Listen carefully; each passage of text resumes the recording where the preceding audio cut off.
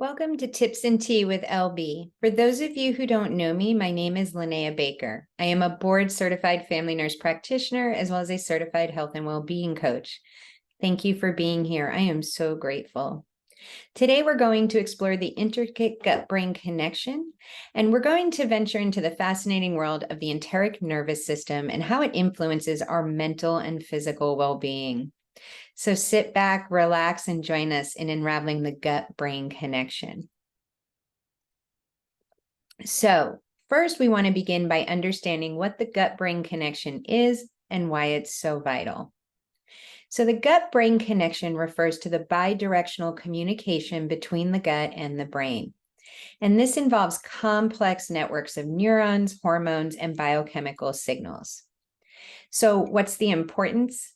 Well, this connection influences not only digestive health, but also mood, cognition, and overall well-being. So next, let's talk about the enteric nervous system, which is also called the ENS. And this system, this ENS system, is really at the heart of the gut-brain connection. The ENS is often called the second brain because it contains millions of neurons that govern digestive processes independently of the central nervous system. And the function of the ENS system is that it regulates digestion, nutrient absorption, and gut motility, which are all essential for proper digestion. This is just mind-blowing, guys. It's incredible. So when we look at the gut-brain axis, we're looking at the communication pathway between the gut and the brain. And this is actually bidirectional communication. So signals travel in both directions, with the gut influencing the brain and vice versa. Incredible. The gut also produces neurotransmitters like serotonin and dopamine, which affect mood and behavior.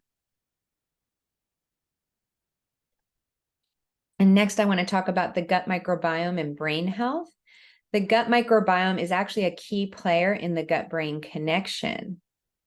And we've talked about the microbiome before. So the composition of the microbiome, it's actually a balance of beneficial and harmful bacteria in the gut that can influence mental health with potential links to conditions like anxiety and depression. They're seeing so much between the gut-brain connection and really the anxiety-depression link. Microbiome and immunity are also linked. A healthy gut microbiome supports a robust immune system, indirectly benefiting brain health. And the gut-brain connection can actually significantly impact mood and emotional well-being. Absolutely crazy, but here's why.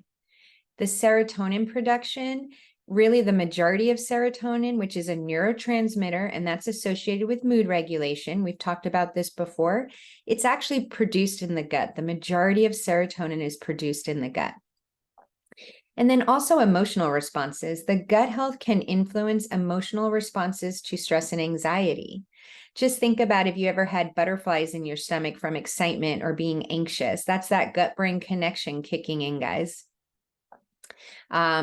Also, we want to talk about the gut-brain condition or connection to chronic health conditions.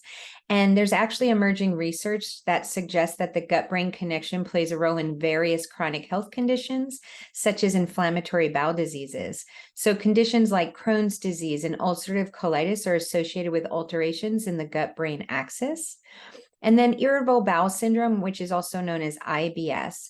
And IBS is often linked to altered gut-brain communication that results in gastrointestinal symptoms and stress. So I wanted to share some statistics with you guys today. Only 20% of adults in the United States are thriving. That's 1 in 5. And less than 5% of adults are engaging in what are considered the top health behaviors. In the US, we are at epidemic levels of anxiety and depression. This is the unhappiest people have been in 50 years, with 56% of Americans having reported trouble with their mental health. That's why it's so important to understand what we can do to improve this gut-brain connection. So how do we nurture a healthy gut-brain connection? Well, maintaining a healthy gut-brain connection is crucial for our overall well-being, as you've we've just gone over the importance of it. So one thing you can do is your diet. It has a huge impact on our overall health and well-being. Consuming a balanced diet rich in fiber, prebiotics, and probiotics really supports our gut health. And Dr. Shah did a talk on gut health for mental health with on the Ed Mylett podcast in May of 22. She studied at Columbia University Medical School. She had an immunology fellowship, and she was a nutritionist prior to going to medical school. And she said on this podcast that the gut bacteria are starving because 97% of Americans do not eat what these bacteria need as their primary food, which is fiber. And that's because fiber is stripped away when we make refined sugar, refined flour, and when we make the ultra-processed foods of our modern food conveniences. This is really the SAD diet, the standard American diet, the SAD diet.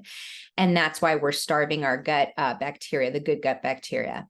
When we do this, when we don't get enough fiber in our diet, it leads to increased disease, increased fatigue, increased depression. And like I said, it's all due to increase in food ingestion of foods that are stripped of fiber, which are part of what we consider the normal American diet in our society. 97% of Americans are not getting the minimum daily intake of fiber to keep the good bacteria alive. And not only is the gut bacteria dying, but it's also growing the wrong kinds of bacteria, which sends that inflammation signal to the brain and makes us depressed. And overall, it's making us sick, guys. So another thing we can do to nurture this gut-brain connection is manage our stress. Practicing stress reduction techniques like meditation, yoga, and mindfulness really make a huge impact on our overall health and well-being from the gut-brain axis connection. Regular exercise is another way. When we are physically active, we can positively influence our gut health and our mental well-being. And Dr. Shah even went on to say that exercising outdoors in the sunlight in nature grows our good gut bacteria, just being out in the sunlight. So exercising outdoors in nature gives us more benefits to growing good gut bacteria and nurturing that. And then I actually like to habit stack and listen to a podcast that will help mind my mind and improve my mindset. And I walk outdoors, and you can get improvement even when it's overcast outside. But this increases my brain capacity, my creative capacity, and also my brain energy really go up when I do this. So as we conclude our deeper dive into the gut-brain connection, just remember that the interplay between your gut and brain is dynamic, and it's an essential aspect of your health. By nurturing a healthy gut through lifestyle choices and understanding the profound influence of your second brain, you can actually optimize both your physical and mental well-being. And I've said this before, guys, I'm on a mission to positively impact your health and wellness through education and coaching to create generational health and a health span that equals your lifespan. Reach out to me for a free health and wellness consult, because this allows me to personalize a plan for you based on your personal health goals. I have lots of tools in my toolbox to include ways to get your fiber and probiotics in that are absolute game changers for supporting your gut health and overall health. I hate when people go to the store and waste money on products on the counter that over the counter that just don't make the same impact through the research that I found. Okay. And really, this greatly impacted my health. It's helped so many of my clients. So comment below or private message me for more information. This is my passion and my purpose. And just as a disclaimer, the presentation that I just went through is really general information to discuss an important health topic, but it's not intended to diagnose and or treat individuals or replace guidance from your personal healthcare provider. And this presentation was developed through my professional experience, personal experience, and the use of several evidence-based medical resources, to include articles from the National Institute of Mental Health, or the NIMH, Harvard Health, Mayo Clinic, the National Center for Biotechnology Information, which is the NCBI, PubMed, and the International Society for Neurochemistry, or the ISN, as well as the podcast I talked about with Dr. Shah. Join us next time as we continue our journey into the fascinating world of health and science. Until then, may your gut and brain communicate harmoniously, fostering your just overall vitality, guys. Thanks for joining us. Truly, I am so grateful. Stay safe until next time.